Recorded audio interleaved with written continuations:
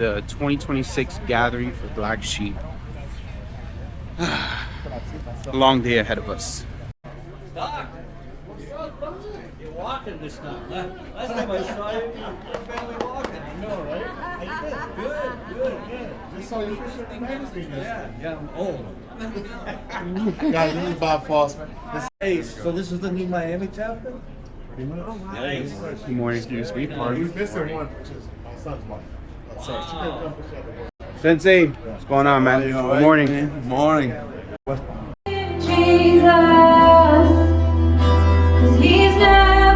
Okay, so today is day 2 of the Black Sheep gathering for 2026. Super excited for today. Today's gonna be a little bit longer. Sorry, I'm a little tired because we're starting at 7:30 a.m. Gonna be a little bit of a longer day. We're doing some prayer in the morning.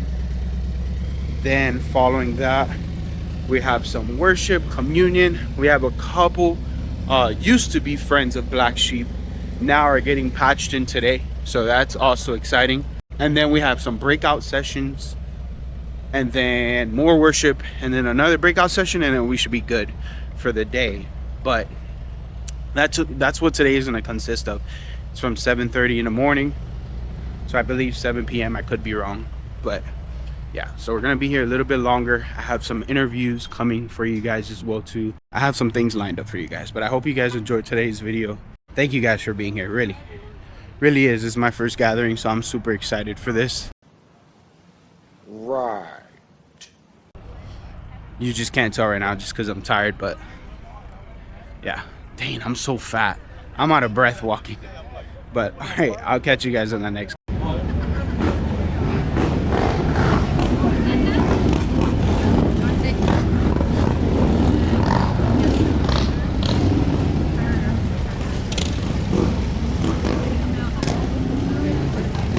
Yeah, I had a 22 Road Glide I bought in 22. It was a Road Glide Limited. And then I never had a hot rod after getting down to the Marine Corps. Yeah. So I kind of built the wheels out of that thing. Yeah. And then my wife didn't like it. It was too loud. The stereo was too loud. Yeah. And I was running 140 foot-pounds of torque in that thing. It was getting down. Yeah. So then in 2024, I went to buy a Road King. Well, I took my wife shopping. We ended up with an Indian Pursuit. And that was a fantastic bike, dude. Let me tell you. Yeah. The only problem I had with the Pursuit was not the bike, it was the dealership network in California. There wasn't one. I went on a ride, a 6-day birthday ride last September, turned 50. My brothers from Florida actually put his bike in his truck and drove out, and we did a 6-day ride up through Northern California. Oh, wow. And that Indian had a low voltage light every morning. There was one of the computers which was kind of draining. Made it through the trip fine. I took it down to the Indian dealer to get it flashed and put a battery in it. And they're like, yeah, we don't know what's wrong. I'm like, I can tell you what's wrong. It's the key fob searching thing. Yeah. Look on the internet. It's constantly pulling the way the Indian deal is they had to open a line to corporate, and corporate had to have them back and forth. So at day 9, they had no answer. I told my wife, because my wife's part Native American and Filipino, I said, your squaw rocket's fixing to be gone. You better come to the idea that your bike is out of here. So we went down. So I had my Road Glide. She still didn't like riding on it.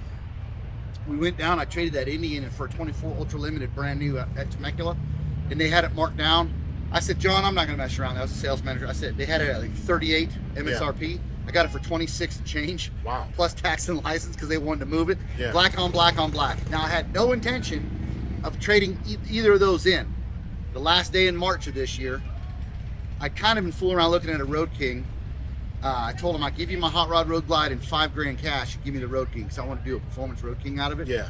And for 3 weekends, I've been messing with him. And then that last weekend of March, I was like, what about the CVO? Because when this came out in 25, I wanted it. Yeah. You know? But he's like, yeah, I need to sell that. He's like, what do you think? I said, you take both bikes, no money out of my pocket, and my payment doesn't go up at all. And he did it. And he's like, I can do that. I said, I'll see you on Tuesday. Last day of the month, I rolled in. I had the title to my Road Glide and the black bike I just bought for them in October. And he's like, man, yeah, you know, the manager, the payment's gonna go up $70. I said, all right, good doing business. See, I'm out of here. Yeah. He's like, what? I said, not an extra dime. Yeah. What can I do? I said, extended warranty, tire and wheel, and theft on that sucker. He's like, done. Went up $70. Hey. And I got the color I wanted. Yeah. Now, when I get back, so these are FXR division motor winch bars. They told me 12s to be high enough. They weren't, so I ended up with a 2-inch riser. Ah. But I don't like how it looks. So Yeah. when I get home, I'm gonna change that all out completely. I'm just for gonna 14s? pull those. I might even go 16s. Wow. So I can sit back into my backrest just a little bit. But the way it is now, dude, it's so canyon carving. Yeah. And then my bad boy cycle seat, you've seen Yeah, that it's on. beautiful. Yeah, he just ordered one. Yeah. We're waiting on Hey, his. George, April. did you get the Freedom or the Python? I got the Viper, but Okay. custom make. Yeah. So the customs take a little longer. They're swamped. I've been to his house. I know George. I called him up on Memorial Day because I had Jim's bike, the Black Performance Road Glide over That there. one right there. That one with the Yeah. with the 2 helmets. Yeah. That's the first Python series that George made. Ah. I had that on my Road Glide for a minute, and they had a Saddleman, and it was too hard for them, so we traded because I didn't like it. It was the only thing I didn't like about his first gen. The pans were real flimsy. So I called George up and I said, "Hey, I got rid of it." What'd you get? I said, "Poisonberry CVO." He goes, "Hold on." He sends me a picture. He goes, "I made this spider web seat and the dude didn't take it. I had it in 2 days." They like what I say. Who cares what it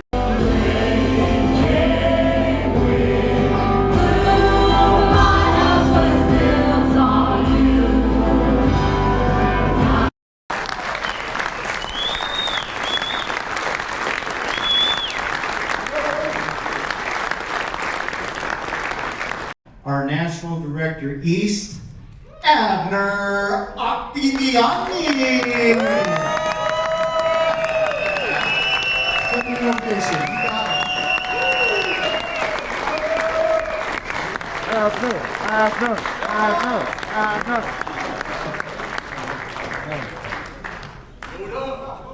God says go. So you go. Fozzie and I were messing around a couple years ago, and 2/3 of God's name is go. So when God says go, you go. But when you have a family and your parents live with you and they're 80 years old and your kids are depending on you and you're picking up your entire family and moving across the United States, I was scared. Look at this. Somebody come look at this. Studying it was Galatians chapter 5 verse 1. Okay. It's my life verse. Yeah. It says, it is for freedom that Christ has set you free. Stand firm then and do not be burdened by a yoke of slavery ever again. The whole chapter talks about salvation. I know. Ruby, you were gonna say something? My question is, Should I get a third bite? I don't think so. no, it's not. Go ahead, Ruby. Go ahead. Yeah. So, does a person who commits suicide, does it go to heaven or does I always had that question, but go ahead, Adam. How about the grace? How about one's saved, never saved? How about the people that is sin and they do it out of sickness? How about his mercy? Versus on that, Pastor, some people have even asked children, they haven't accepted Christ, right? This is something that's a topic that has come up in the church with children. But I think they're considered innocents. Absolutely. Right? Exactly. That's what Yeah, they haven't heard the gospel. Yeah, they but- haven't had the. But my perception is that there is people who are sick. You know, it's to a point where they just can't go on. So if we serve a merciful Father, a loving Father, a graceful Father, would He allow a person to be sick to the point where they can no longer take it? The person to commit, having gone to every doctor possible, and I'm gonna go back to the son, this David guy's Wilkerson. son. No. The other very famous pastor, his son committed suicide like 5 years ago. He has books on John Warren. John Warren? Yeah. So he's a pastor of thousands and thousands and thousands. His son had been battling depression from the age of like 7 years old. They took him to every kind of doctor. They spent a huge amount of money. One day they go out to dinner. They come into the house. They're putting the things back. The kid goes up the stairs. Boom! Kill himself. So. How old was the kid when he killed himself? Like 17. He was still in his teens. So it's hard for me to think that if I serve a God that can heal me, but he doesn't for a purpose, because everything he does has a purpose. And the person can't take it anymore and commits suicide. It's hard for me to think that his mercy won't follow the person. But it all depends on the spiritual walk of that Yeah. person. So that's what I was gonna say. Hey, how you doing, brother? God bless you. Like, it all depends on the spiritual walk of that person, because if that person isn't, like, none of us know this, you know what I'm saying? Like, if that person, none of us know, honestly, even us, you know what I'm saying? Like, where our salvation is with God or not, you know what I'm saying? Like, so honestly, that's the question. Is he, in his heart, was he truly saved? Because I believe if in his heart he's truly saved, he wouldn't do that.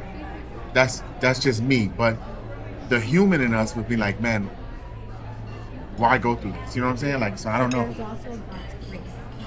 I mean, there's so many like different things in the Bible, and we don't even know ourselves. And the Bible doesn't say whether it will go to heaven or whether it will to hell. I think that God gives us grace, and God will give that person grace. That's how I would see it in my eyes, because it also depends on where they're at with God. You know, like. So that I think that it boils down to follow. They may have been in their Christian walk, however, in their mental state during the depression. And this is where the medicines that we start taking is so important, because there's medicine that says that if you have this medicine, it will give you suicidal thoughts, or this will lead to depression. If this person was in depression and he was in taking treatment, having pills, this, that, and the other, in a moment of not in his Right mind. he just like, my goodness, he's not thinking clearly. It's not the right mindset, but the results are fatal and tragic. I think that yes, there would be grace, because it wasn't him. He wasn't in the right mindset. Now, if a person in their right mindset, I love the Lord, I trust in the Lord, I have a terminal illness, I'm gonna die either way. Let's say that I'm gonna die either way. Yeah, I think the Bible is very clear on that too, where And if I die, it's a gain, because I'm going to heaven.